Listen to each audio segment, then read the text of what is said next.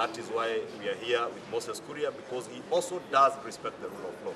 We also want to say, in conclusion, that whenever one is arrested, allow the police to do their work in line with the law.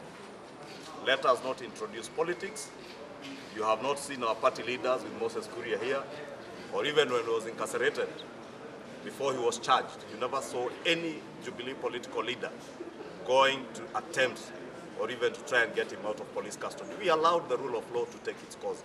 Therefore, we want to encourage all political leaders to keep off police matters and let the police do their work. Moses Kuria is charged and he will prove his innocence in court in accordance with the law.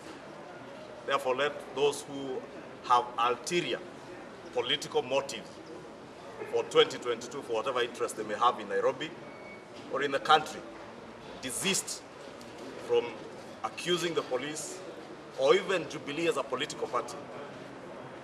That Jubilee as a political party is misusing the police. We want to allow the police to do their work. We want to allow our judicial system to do its work. And we will stand with our brother Moses Kuria as he defends his case in court in accordance with the law. We are not strangers in these corridors of justice. We have been with you for a number of years.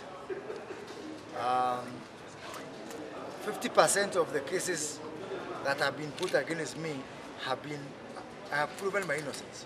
They have been dismissed. And I'm remaining with 50%, and I have no doubt I'm going to prove my innocence. For all that time, I've never tried to use any shortcut towards facing justice. At one time, I and others were incarcerated for 4 days. That did not stop us from proving our innocence, and that case was dismissed. And here we are. For all that time, I've never said, oh, my party do this or that. I've never asked that of my party. I've never asked my party leader, who also happens to be the president, to intervene in any way, because I do respect, and we as a Jubilee Party, we respect the rule of law. That is why I feel begrudged that somebody, notwithstanding that I have stayed for a whole week in cell, went to get some small boy from police station the other day. Instead of encouraging that boy, being a young boy who still has got a long way to go, to learn how to respect the rule of law. And to, if you are accused, rightly or wrongly, first of all, you have to live with the consequences. You will remember in 2015, we were with you here. I am a Catholic, and you know I'm a devout Catholic. And the Pope came here. I didn't see him. I was in cell. Nobody came for me because the Pope was here. Even Honorable Sakaja. He did not come for me. And you know very well as my friend. Yeah? Yeah? He didn't even come to bring me a cup of tea or uji in cell. So, the Honorable Babu Owino called me on Sunday. He told me, please help me talk to so-and-so. I told him, Mheshimiwa, please, tuonane ukitoka. Tutakunywa chai. Yeah? Because that's what I do. Only for me to get surprised 2 hours later, to see him with Sakaja.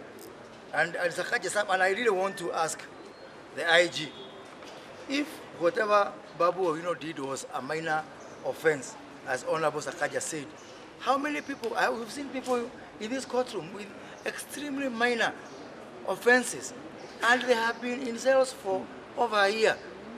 And we are asking Honorable Kioni, who is the chair of the Constitutional Implementation Committee in Parliament, to work with the Justice and Legal Affairs Committee, to work with the Committee on Delegated Legislation, and really look at this issue of these Kenyans. They have no names. They are not Babu Owinos who are suffering for a year in cells, yeah, for very, very minor things.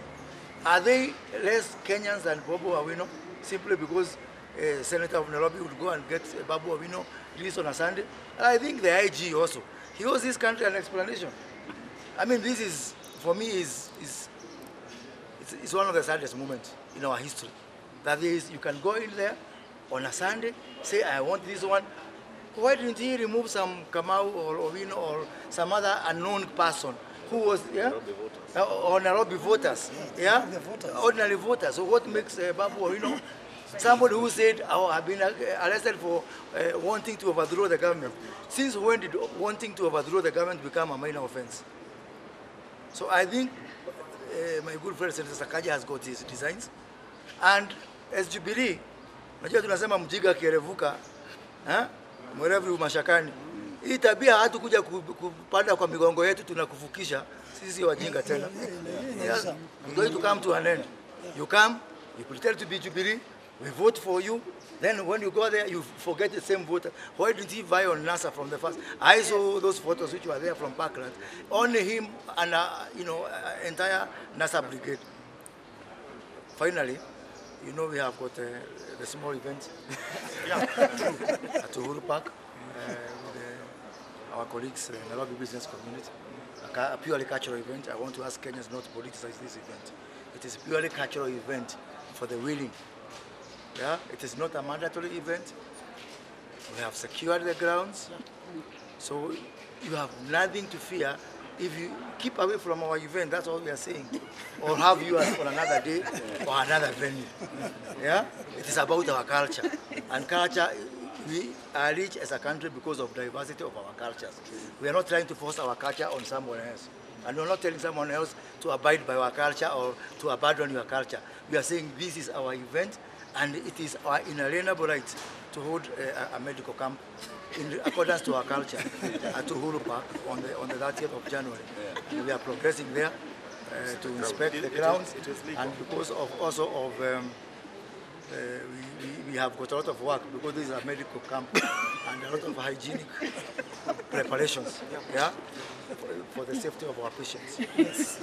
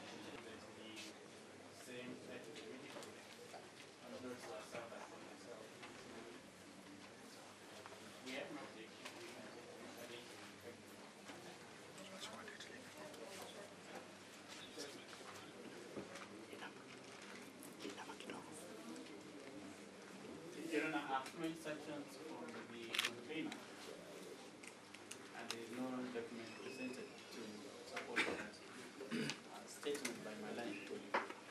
I don't know how we can proceed. I need to apologize. My plan did not come to say it. But however, when you are before the court, that is what the sentence is.